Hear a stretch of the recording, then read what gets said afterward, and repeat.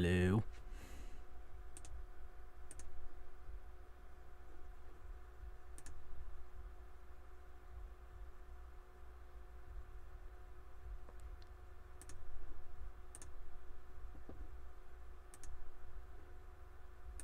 There we go. Let's see if I can't make this any bigger.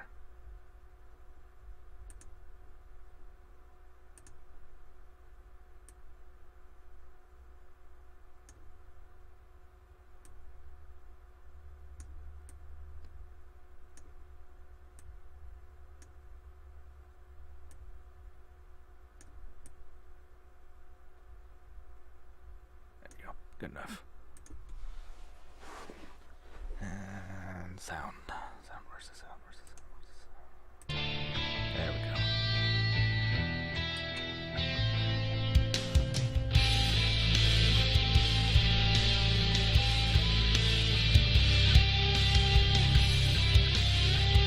So, yes, welcome back to Everlasting Summer. I have no clue how much more I have left for this.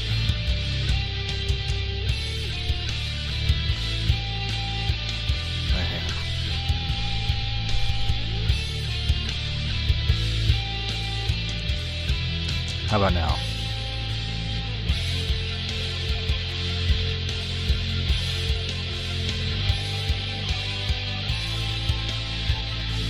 Where's the music drowning me out?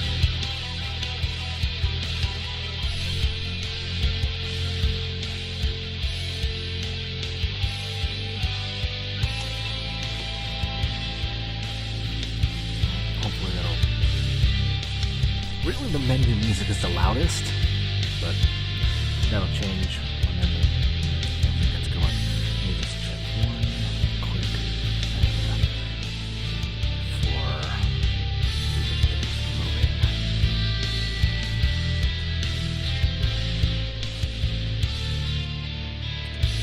Where is it? Ah, there you are.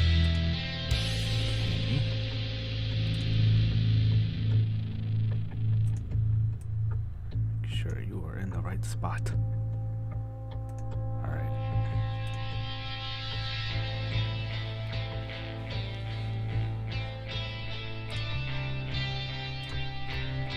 Where we last left off were... I think we did that little hike, and then I ran off somewhere and met up with Slavya, who was at the beach. If I remember correctly. That sound about right?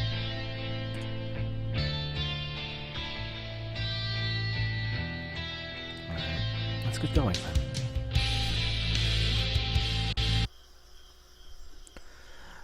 Five minutes later, we were standing by the infirmary door, and Slavya was picking out the right key. I still consider this idea quite foolish. I wonder why. Nobody ever died from the common cold. At least not in the past century. I couldn't see any good reason to spend the night in the infirmary.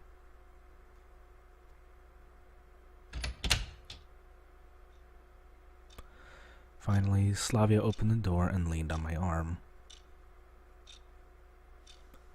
I'm still a bit dizzy. Then go lay down, she said guiltily. Slavya landed on the bed and I sat on a chair nearby. So she's gonna ask you to stay with her. Still, listen, alone for the whole night in the infirmary. After all, at least Xenia could give you a glass of water if you needed one. Nope. I think she'd probably rather have you. She wouldn't catch the illness. She's young and strong. I don't know about strong, but... It's alright. I don't want to bother anyone, and the nurse will come tomorrow.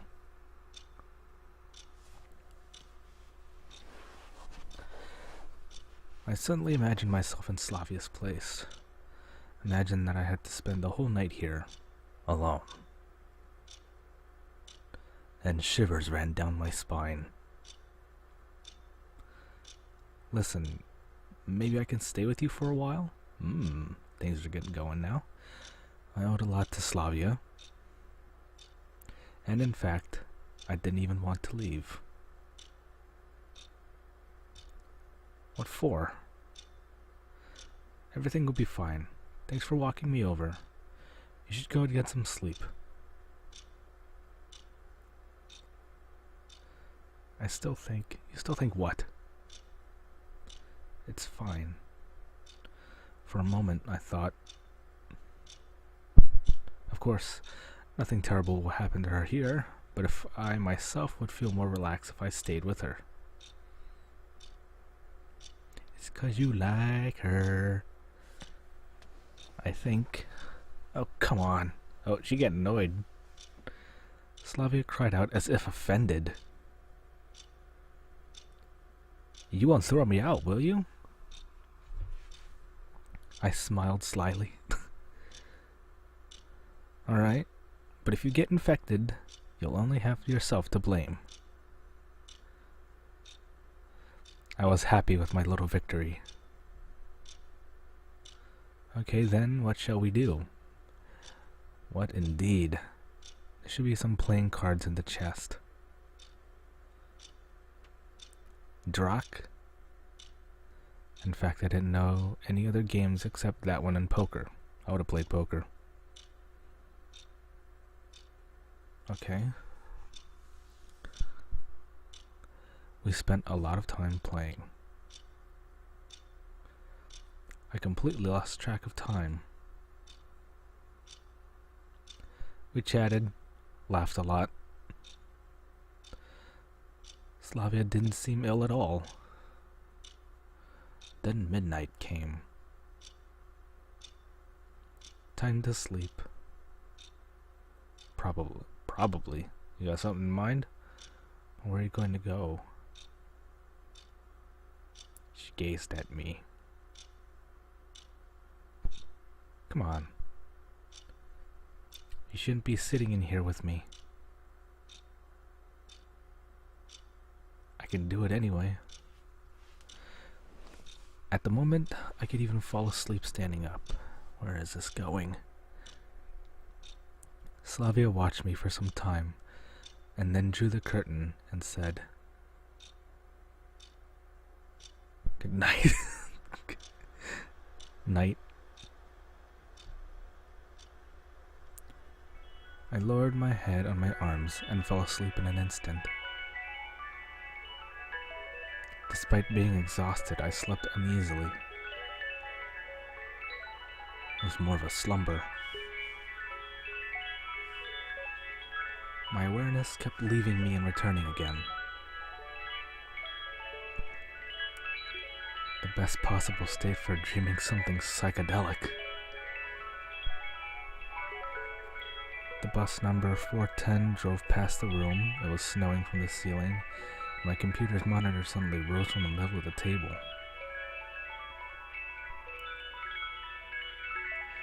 Wallpaper blended through the walls, rubbish piles rose to the floor, and my old bed materialized in the corner.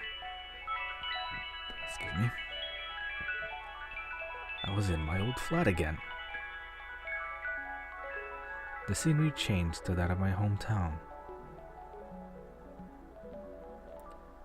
It was like I was running through the endless hordes of people, bustling in and out. And then, darkness fell on me. Uh-oh. Primal, universal darkness. I jumped up in terror. I was sweating like a river. Slavya is looking at me worriedly from the bed.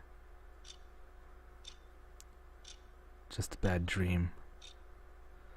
I attempted to smile. You were screaming. Good lord. Screaming what? I don't know. I don't think I've ever had a dream where I would be like screaming something. It was incomprehensible. The clock displayed 12:30, only half an hour. Semyon. Huh? I'm freezing. Uh-oh. She wants some body heat. I was rubbing her arms with a sweater, shivering. Hang on, I'll find a blanket. You'll find something better than a blanket. I searched through one cabinet after another, swearing myself about how the damn infirmary had nothing to cover up the patients. I'm sorry. There's nothing here. Wait, I'll run and fetch something. Oh, no you don't. You don't have to. Would you just lie here with me? It'll be much warmer. There you go. There you go. Things are starting to get interesting. She was absolutely serious. Her voice sounded so piteous, I guess piteous, that for a second I was left breathless. Are you sure that it is okay? Is he nervous? So it's not? She asked, blushing. No? Why? Aww. I slowly took off my shoes and lay on the very edge of the couch, trying to occupy as little space as possible, trying to shrink and stop breathing. Slavya gently embraced me and rested her head on my chest. Yeah, that's better. She purred. I was unable to say anything and just lay there calmly. Very good. Thank you. For what? Slavya kept her eyes closed and seemed ready to fall asleep at any second. For being here. It's fine. 2 minutes ago, she was desperately trying to get rid of me.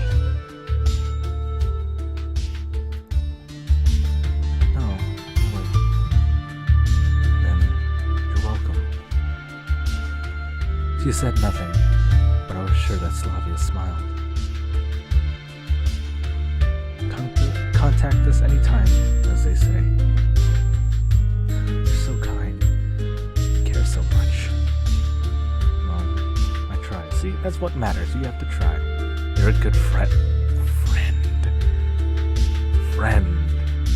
Well, yeah, probably. Somehow this word hit me painfully. On the other hand, there was no reason to believe that I was something more to Slavya than just a friend. A total friend zone. What are these thoughts about anyway? You too.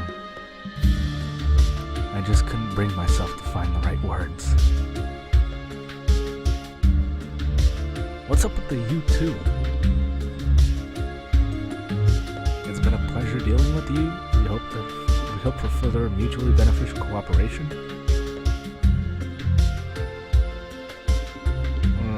Yeah, it's cool being friends with you too. Let's go and play in the sandbox.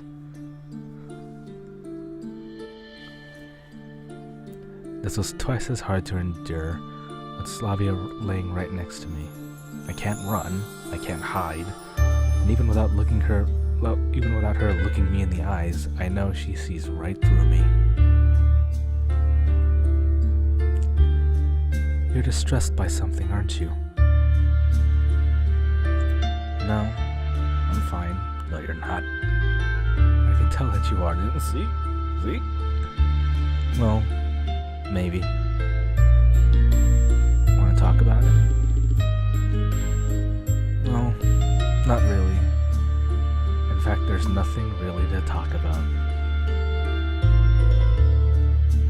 Then you don't really know why you're upset?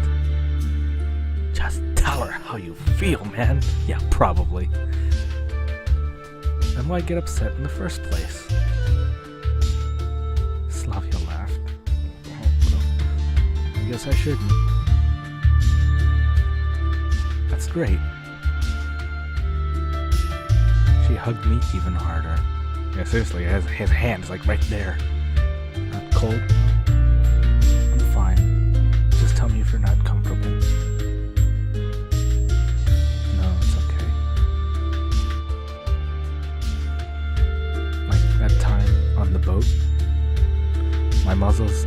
muscles as if remembering that rowing competition reminded me of it with a dull ache. It's totally different. Okay. She said slyly and raised her head a bit. So everything is fine? Yeah, perfect. I started to worry. Slavya surely wanted something from me. Of course he wants something for you. Wanted me to do or say something. But what? Are you sure? Yeah. Oh god, this is like the time in the library. You're like laying on top of her, just like waiting for you to do something. Probably. Well then, have a good night. Ugh, god. You too.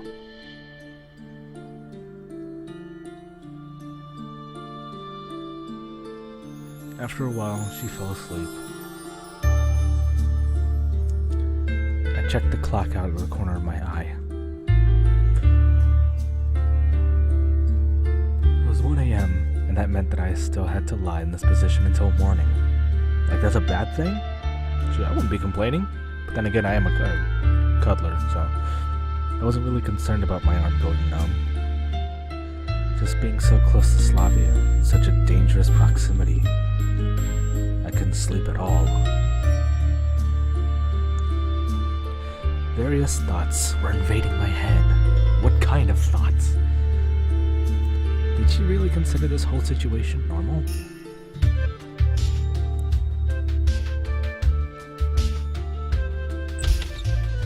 Whoa! Just when I was thinking how bad it would be if anybody found us, the door opened, lights switched on, and Olga rushed in. You are busted. My heart jumped and stopped for a moment.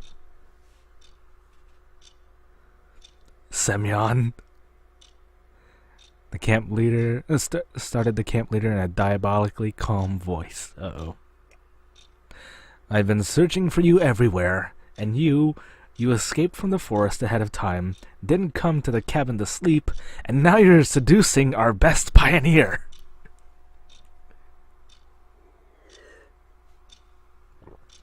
Slavya instantly woke up. She was staring at the camp leader with sleepy eyes for a few seconds and then instantly understood what was going on and jumped from the bed. Yes, please, save me.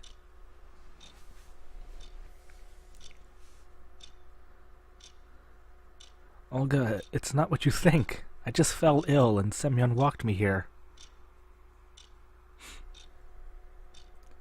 Then I got cold and one thing led to another. I told him to go to his cabin. Oh yeah, sure, so you're sick, are you?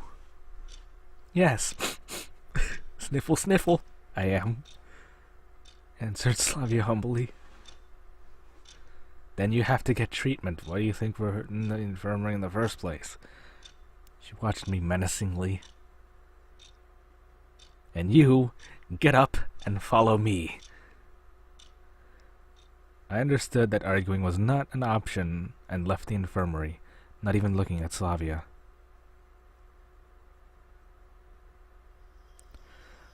We reached the square without saying a word. Olga viciously looked over at me and said, "Time to go home. I need to have a serious talk with you." Ruh-roh. I felt awful the whole way. Yeah, what happened to her? You just left her at the infirmary? The camp leader silently followed me. I think that once again I've gotten into a stupid situation which will be perceived totally wrong by everybody. Nothing to discuss. What if I were in Olga's place? That's a good question. 2 teenagers cuddling in the empty infirmary at night. Yeah, nothing's happening. It's hard to come up with any apologies. The worst thing is that all of these things always happen specifically to me. Because you are a shit magnet. I've always considered myself to have an analytical mind, however, I really got to put it into practice. We entered the cabin, and the camp leader continued the interrogation. Is that an interrogation? Where's the good cop? Would you care to explain yourself? She seemed to have calmed down a bit.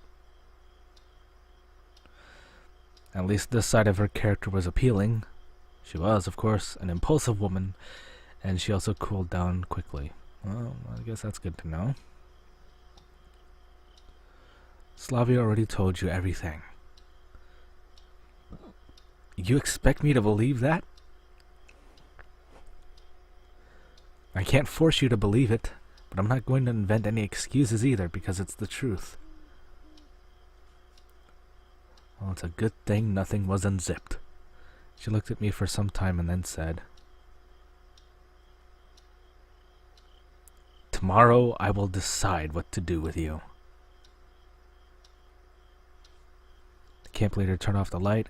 I rolled myself in the blanket, not even bothering to undress, and turned to face the wall.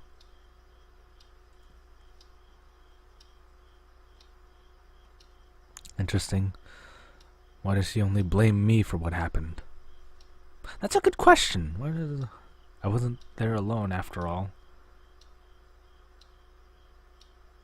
Slavya is a role model pioneer, of course, but everybody makes mistakes, right? No, I didn't intend to shift the blame to her. I just felt too ashamed for getting into an idiotic situation once again.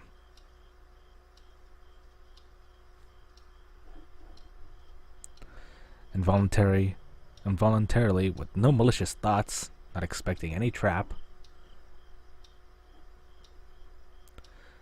I could have laid there pitying myself for a long time, but fatigue overtook me, and I blanked out. And this is what, on day 6? Day 6, okay. Whoa, what? Why is she there?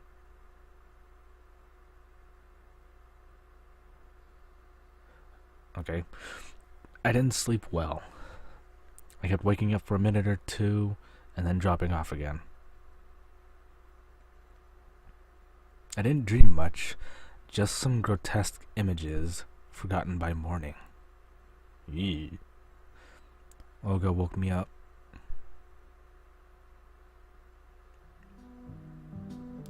Wake up already!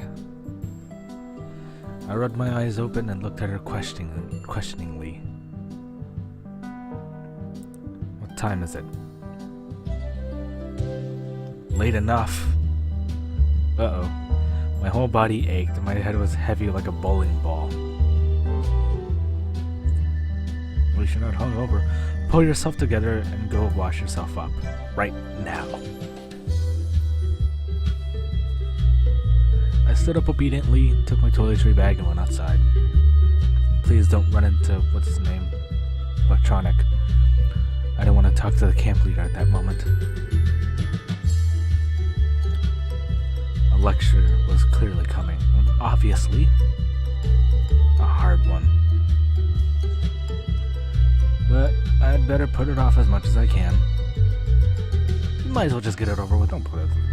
After all, I always did things this way. Trying not to fall asleep on my feet, I somehow made it to the wash basins. Cold water knocked some sense into me. Should I pay Slavya a visit? I still have some time left.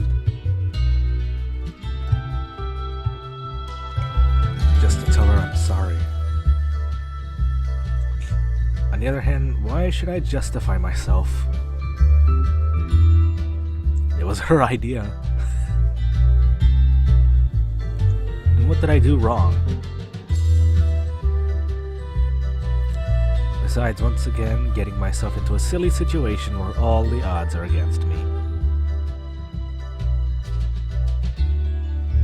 I took a deep breath and went back to Olga's cabin, with the firm intention of proving myself innocent, or at least showing that I will stand my ground. don't think I've ever been in that kind of situation. But the room was empty. I sat on the bed and dropped my face into my hands. I need to come up with an excuse now, and a nice and believable excuse. If she won't believe the truth, well, that's not surprising. If I was her, I wouldn't have believed it either.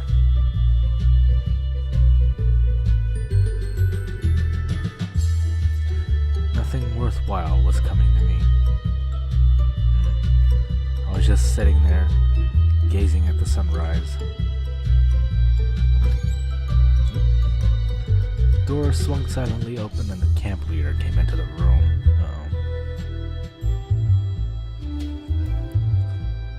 Olga, I'd still like to explain to you that what? No need. Wait, what? I looked at her, surprised. I understand everything. So, do you understand it wasn't what it looked like? No, it looked exactly like what it was. Wait.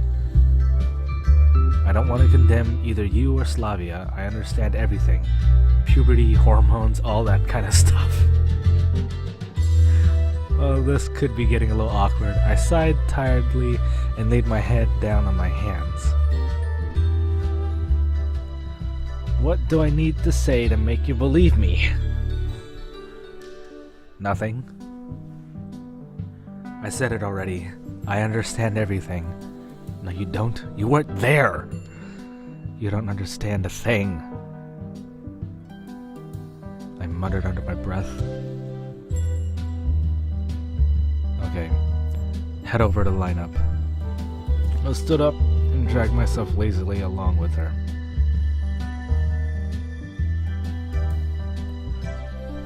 But could I at least pay her a visit? Of course not. Oh, yeah, of course she's gonna say no. I'm probably forbidden to see her ever again.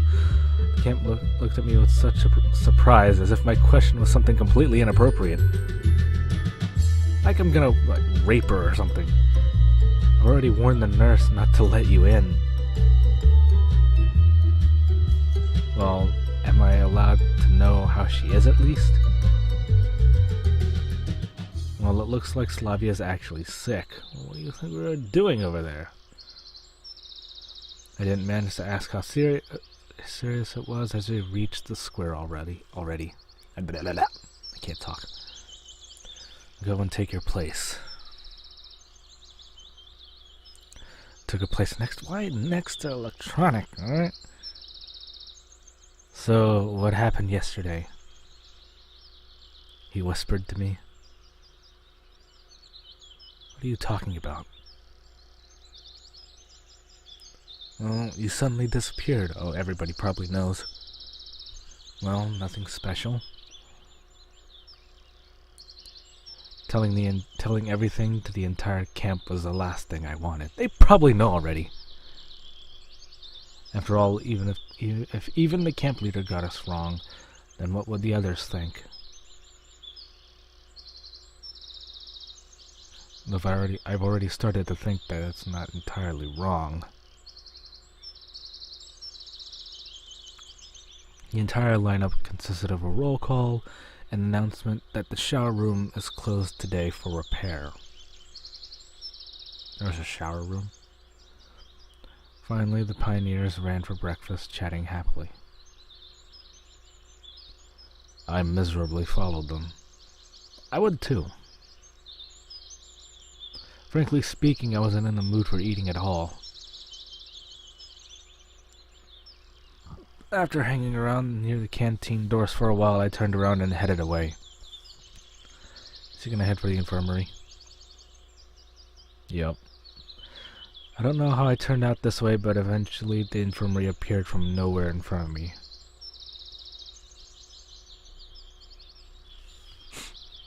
Looks like my autopilot just kicked in. Oop. I stared at the door, at a total loss. They won't let me in anyway.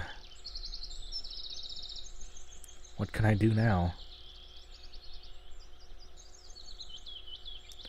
Should I wait for Olga's sentence, if it ever comes? Well, what's she gonna punish you with? Or should I wait until everybody in the camp knows? And that's even worse. Wicked glances from everywhere, the alienation, the gossip, the theories. This is what will happen for sure. No, I haven't done anything wrong, but in the enclosed circle of this bizarre society, such behavior would be treated, if not as a sin, then a serious deviation for sure.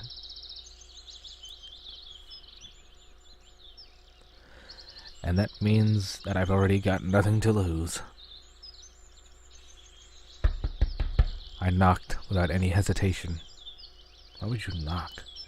Just a moment. I pulled the doorknob, but the door wouldn't open. You locked. I think it's locked. It's locked. In a few moments I heard the key turning in the keyhole and the nurse appeared.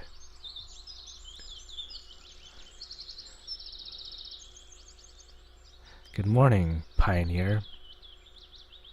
Cleavage. Hi. I answered confidently. Well, you know that you're not allowed here? Well, I do. But if you... Yes, I did. Every time I see it, I have to. No, that's not the way things work. I mean, look at it! It's like right in your face! She said playfully. What? A camp leader's order is an order, after all.